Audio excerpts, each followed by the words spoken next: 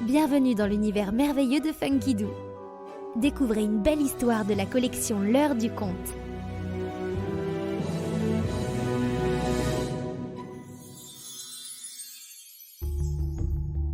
Le grain de riz.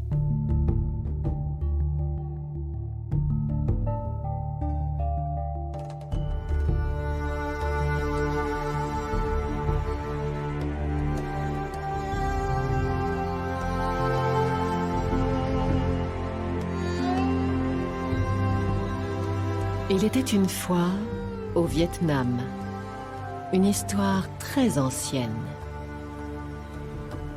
En ce temps-là, la terre était encore toute jeune. Les montagnes venaient à peine de naître, ainsi que les îles et les océans.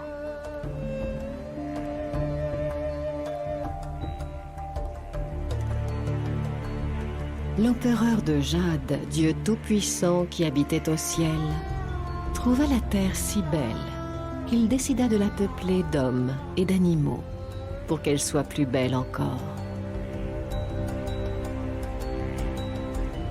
Et parce que c'était un dieu bienveillant qui pensait à tout, il créa le riz pour nourrir les hommes. En ce temps-là, les grains de riz étaient tout ronds, dorés comme des petits soleils et bien plus gros qu'aujourd'hui. Ils étaient si savoureux, si nourrissants, qu'un seul grain suffisait à faire tout un repas. Ainsi, l'empereur de Jade était-il certain que les hommes ne souffriraient jamais de la faim. Ces grains de riz merveilleux ne donnaient pas le moindre travail aux paysans, puisqu'ils s'épanouissaient tout seuls dans les rizières. Les jeunes pousses pointaient hardiment hors de l'eau, s'élançaient vigoureusement vers le ciel et berçaient doucement les grains de riz au soleil, jusqu'à ce qu'ils soient bien mûrs. Puis, les grains dodus se laissaient simplement tomber de la tige et roulaient d'eux-mêmes jusqu'aux portes des maisons, où les paysans les attendaient tranquillement. En échange de ce cadeau prodigieux, l'empereur de Jade n'avait exigé qu'une seule chose. Pour que le riz trouve son chemin vers vos maisons, tondez une cordelette de la rizière jusque chez vous. Ainsi, les grains ne se perdront pas. Et surtout, veillez bien à tout nettoyer sur leur passage, de la rizière jusque votre porte, car chacun de ces grains de riz est un cadeau sacré. Il ne doit pas être sali par la moindre poussière. Les habitants de la terre promirent qu'il en serait ainsi. Et, de son palais céleste, l'empereur de Jade les observait tenir leurs promesses, année après année.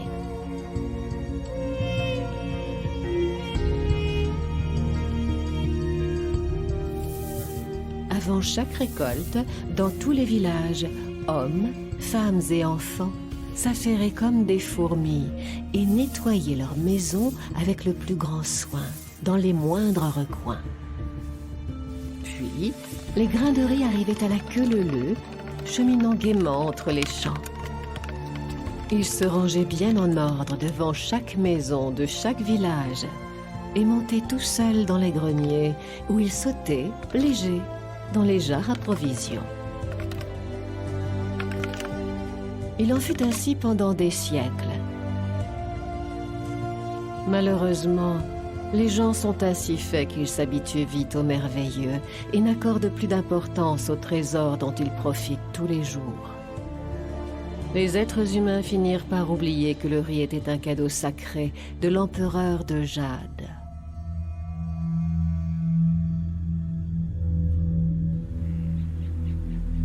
Un jour, un jeune homme paresseux décida qu'il préférait aller se promener et faire une sieste, plutôt que de balayer sa maison pour préparer l'arrivée du riz.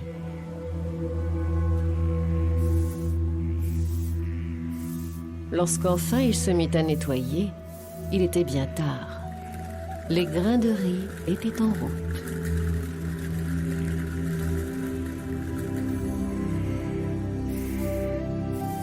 Le premier grain se présenta devant la maison du jeune homme, très en colère. C'est tout sale devant chez toi. Tu as désobéi à l'empereur de Jade. Tu n'as pas préparé notre arrivée. Nous qui avons fait un si long chemin depuis les rizières. Laisse-moi passer pour que je monte dans ton grenier. J'espère que là-haut c'est propre. Vexé, le jeune homme lui barra le passage de son balai. Dis donc, toi, tu pouvais pas tranquillement attendre sur ta tige que je sois prêt? Tu viens me déranger, mais après tout, moi j'ai rien demandé. Je vais te dire une bonne chose. Tu rentreras lorsque je déciderai que tu pourras rentrer. Et pour l'instant, tu restes dehors. Furieux, le grain de riz tenta de se faufiler. Mais le jeune homme lui asséna un grand coup de balai pour l'arrêter. Alors le riz explosa en 1000 petits grains minuscules. Et le jeune homme entendit: Puisque c'est ainsi, nous ne viendrons plus dans vos maisons. Nous attendrons dans les champs jusqu'à ce que vous veniez nous chercher. Et tant pis pour vous si vous ne venez pas.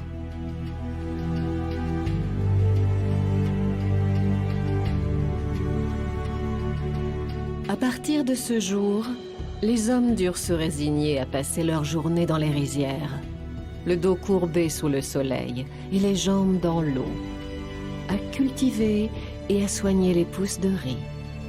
Et le soir, après une dure journée de travail, le corps douloureux de fatigue, ils durent encore apprendre à cuire et à manger les grains de riz désormais minuscules qui s'échappaient entre les baguettes et glissaient au fond des bols.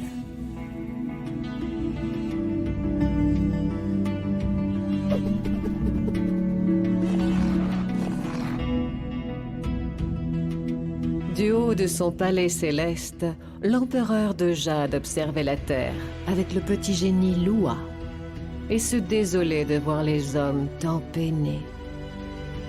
Regarde Lua comme ils sont malheureux. Les récoltes sont tellement maigres que les gens mangent à peine à leur faim. Très illustre maître du ciel. Les hommes ont oublié que le riz était un cadeau sacré. Il est normal qu'ils en paient le prix. C'est vrai. Mais nous pouvons quand même adoucir un peu leur sort. Lua, tu vas descendre les aider. Moi? Mais je suis un génie, pas un paysan. Justement, tu es malin et sage comme un vieux singe. Tu seras parfait. Va auprès des hommes, montre-leur comment cultiver le riz pour avoir de belles récoltes. Et pas trop de farce, s'il te plaît, sinon ils n'apprendront rien. Oh, c'est pas vrai. Lua bougonna et obéit.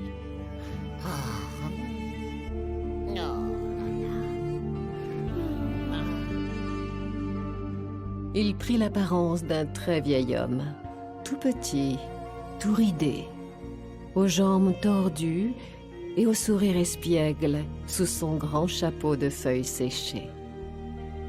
Le vieux Lua apprit aux paysans comment semer le riz, repiquer les jeunes pousses tendres, entretenir les rizières pour que l'eau ne manque jamais.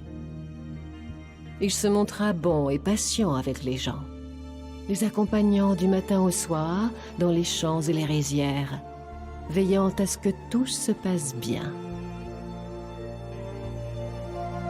Mais parfois aussi, comme il était d'un caractère farfelu, il se mettait à faire n'importe quoi, dansant et caracolant sur les chemins, chantant à tue-tête au clair de lune, ou discutant avec les étoiles jusqu'à l'aube.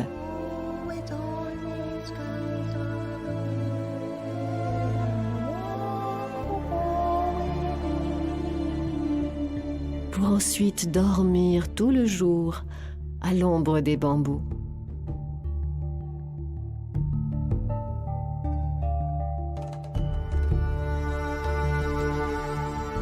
Les paysans devenaient alors très inquiets. Le vieux Loa a perdu la tête, c'est mauvais signe. S'il ne nous aide plus, les récoltes seront mauvaises. Il faut lui faire des cadeaux.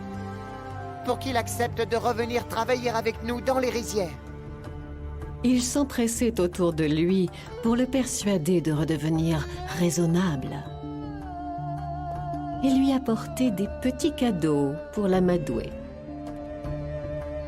Le vieux Loa, lui, riait sous son grand chapeau et revenait toujours veiller sur les récoltes. Un jour vint où le vieux génie n'eut plus rien à apprendre aux paysans, car il leur avait transmis tout son savoir sur la culture du riz.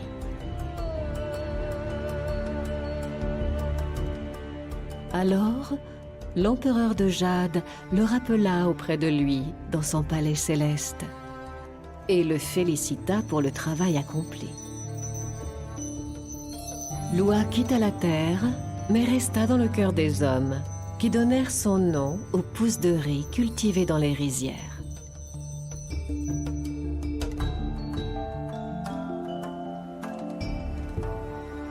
Ainsi, les Vietnamiens peuvent-ils se souvenir de la bienveillance de l'empereur de Jade et de son espiègle génie. Ainsi, les grands-parents peuvent-ils raconter, siècle après siècle, la belle histoire du grain de riz à leurs petits-enfants.